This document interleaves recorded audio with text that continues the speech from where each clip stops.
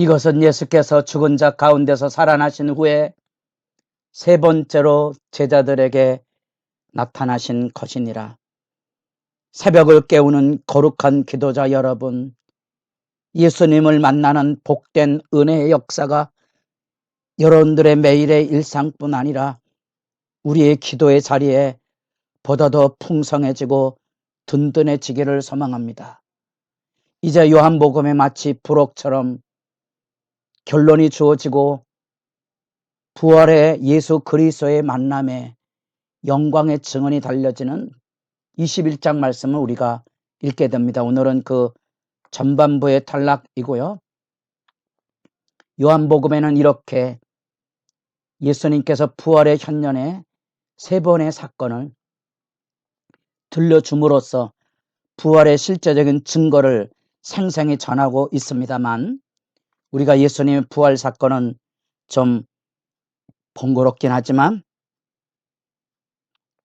말씀을 살펴서 이렇게 구체적으로 예수님께서 부활의 현년 40일 동안 제자들에게 확신을 일깨워 주었다는 사실들을 점검하시고, 여러분들이 말씀을 읽어가며 하나님 앞에 부활의 사건을 가지고 기도하는 그 기도의 시간이 깊어져 갈 수 있기를 바랍니다.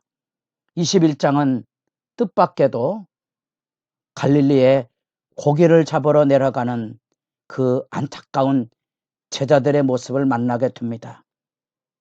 사람 낳는 어부로 부름을 받았지만 주님의 십자가로 인하여 방향을 잃어버린 이 제자들이 그만 시몬 베드로를 선두로 해서 나는 물고기 잡으러 가노라. 어쩌면 깊은 절망과 아픔, 그리고 어디로 가야 하는지, 이제 무엇을 해야 하는지 목자를 잃어버린 심상한 고백을 우리가 그곳에서 만나보게 됩니다. 우리가 이 제자들의 심정을 이해한다면, 만약에 우리도 우리의 매일의 일상 안에 얼마나 많이 우리도 마치 부활의 예수 그리스도를 고백하고 확신하며 찬양하면서도 얼마나 주님의 부름에서 낙심이 되어서 하나님이 기뻐하는 길보다 세상의 육체의 자리에 끌려다니며 헤매고 있는지를 절감하게 될 거고, 사람을 이해할 수 있게 될 것입니다. 제자들이 사명을 잃어버린 거지요. 성령의 충만함을 지속적으로 갖지 않으면, 에베소서 5장에 나타난 대로 자세히 주의하여 살피지 않으면 때가 가기 때문에 이 하나님이 주시는 길을 잃어버릴 수밖에 없다는 겁니다. 성령의 충만함을 지속적으로 가져야 하고 받아야 하고 사모해야 되고 그 가운데 거하여야 된다는 사실입니다. 하나님의 영으로 부음받은 그 믿음의 역사가 우리들 가운데 살아있어서 이 방황하는 제자들의 모습에 이 안타까움 앞에 우리가 믿음 없다는 비난보다는 안타까움에 눈물 흘리고, 사실은 내 자신조차도 주님 앞에 그렇게 겸비 낮아질 수 있기를 바랍니다. 고기를 잡으러 가는 그 삶의 자리에 부활하신 예수님께서 다시 제자를 부르시는 장면을 우리가 만나보게 됩니다. 누가복음 5장에서 예수님께서 특별히 베드로를 중심으로 해서 제자를 부르는 사건이 나옵니다. 그때도 고기잡이 하는 베드로의 배에 오르시고 밤새도록 고기를 잡지 못했던 절망처럼 여기도 그날 밤에 아무것도 잡지 못하였다. 누가복음 5장의 깊은 곳으로 가라 했었던 것처럼 여기 21장 6절에 그물을 배 오른편에 던지라 그리하면 잡으리니 물고기가 많아 그물을 들 수 없었더라. 7절 예수께서 사랑하시는 그 제자가 베드로에게 이르시되 주님이시라.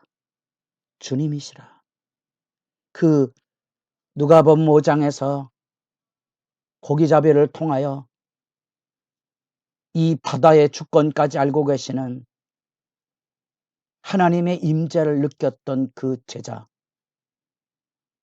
그 베드로와 야고보의 요한 형제가 이제 다시 그 사건을 상기해낼 수 있었던 거죠.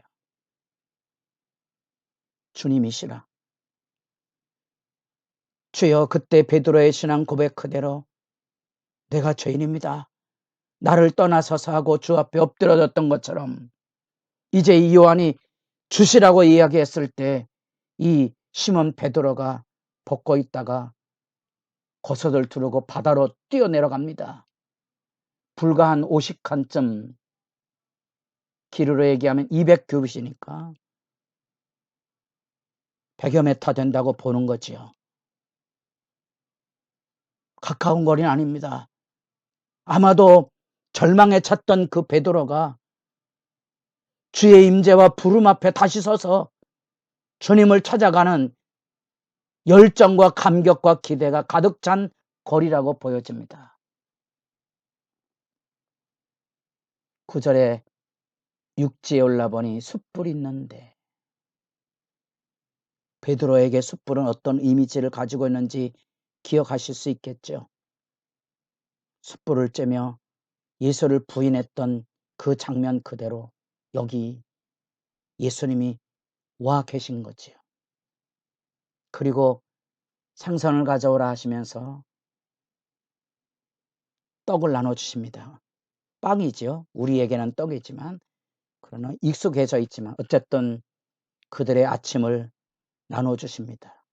마치 요한복음 6장에 성찬식을 기억하게 하는 오병이어의 기적을 베푸시는 것처럼 내 살을 먹고 내 피를 마시는 자, 생명의 떡을 통하여 성찬의 의미, 십자가의 의미를, 예수님의 죽음의 의미를 밝혔던 그 예수 그리스도의 메시지를 그날 아침을 주와 더불어 나누면서 이제 입이 있어도 할 말이 없는 거룩의 임재 앞에 누구냐 감히 묻는 자가 없더라.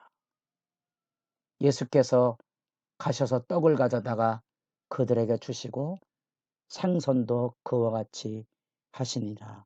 아멘. 주의 은혜의 보살핌과 섭리, 우리 주님께서 우리 가운데 임재하셔서 믿음을 세워가시는 놀라운 역사를 우리가 이곳에서 만나 본다는 사실입니다.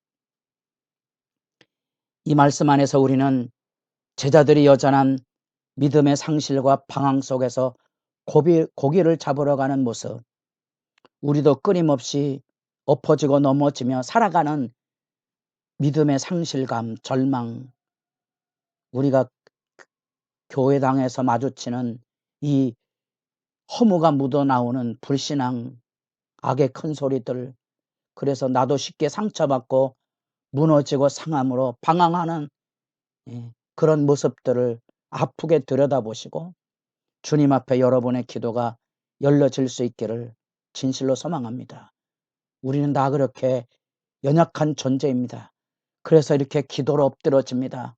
주님, 나를 구원하소서, 나를 치유하소서, 나를 건져주소서, 나를 도와주소서. 날마다 믿음으로 우리가 일어서는 거지요. 기도의 시간의 영광을 여러분 충분히 누릴 수 있기를 진실로 소망합니다. 그 주님의 부르심의 손길의 역사 앞에 이 물고기를 잡았는데 하필 그 숫자가 마치 수수께끼처럼 153마리가 담겨져 있다는 겁니다. 여러분이 인터넷에 떠도는 여러 가지 자료들을 보시고 다양한 의견이 있다는 것을 돌아보시되 우리에게는 특별히 볼펜을 통하여 만나는 송삼석 모나미 회장의 신앙 고백을 기억하지 아니할 수 없는 거죠. 제조업의 어려움 속에 아직도 볼펜이 일반적으로 자리 잡지 못하여 고전하는 그 상황 속에 하나님 앞에 붙들려 부르짖으며 기도하다가 하나님 앞에 신앙 고백을 하며 주일을 성수하고 11절하며 새벽 기도를 하겠다는 그 결단, 우리 믿음의 사람들이 동시대에 대부분의 기업을 운영하는 분들이 하나님께 울부짖어 붙들었던 기도의 제목 모나미 153 여러분도 기억할 수 있기를 바라고요. 다양한 의미가 있지만 그런 것은 개인적으로 여러분들이 적절하게 수용하시고 그 안에서 분명한 우리 예수님께서 그들의 이 상실과 아픔과 고통을 끌어안아 주시고 치유하셨다는 사실을 확인할 수 있고 구체적으로 고기를 잡았다는 감격의 증언을 여러분들이 마음에 새롭게 담아서 기도할 수 있기를 바랍니다. 뿐 아니라 여러분도 주님의 사역에 분명한 이렇게 신앙의 증거와 격려를 통하여 사람을 세워가도록 믿음의 선한 싸움에 승리하는 성도들이 되기를 바랍니다. 예수님께서는 여기 이렇게 생명의 떡을 그래서 빵과 물고기를 나눠주시는 영생의 만남을 그들에게 다시 확인시켜 줍니다. 사람들을 이끄시는 주의 약속 그대로 그리고 이제 새로운 파송을 하기 위해서 이 구원의 감격을 가지고 이 제자들을 다시 아우르십니다. 그리고 이제 우리가 마지막으로 살펴보는 이 세 번째 제자들과의 만남 안에 이 베드로를 내다보시며 베드로에게 사명을 일깨워 주시는 그 흥미진진한 생명의 말씀을 향하여 우리가 나아가 서게 됩니다. 바라기는 주님의 말씀을 통하여서 여러분 안에 우리에게 오셔서 싸매시고 채우시고 도우시는 이 주님의 임재가 한없는 은혜와 평강에 대해서 이 약속과 희망과 이 은혜를 가지고 거친 세상 믿음에 승리하는 건강한 신앙인으로서 나아가도록 여러분의 기도가 담대해질 수 있기를 소망합니다.